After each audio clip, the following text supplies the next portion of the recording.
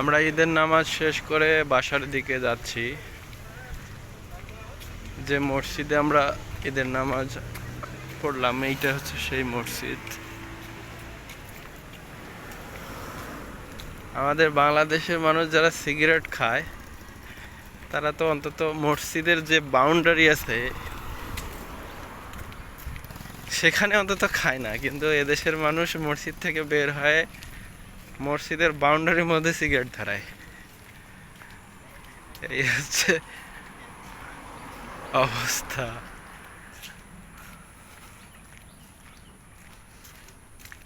এগুলো যারা নামাজ পড়তে গেছে তাদের গাড়ি অবশ্য, তারাই পার্কিং করছে।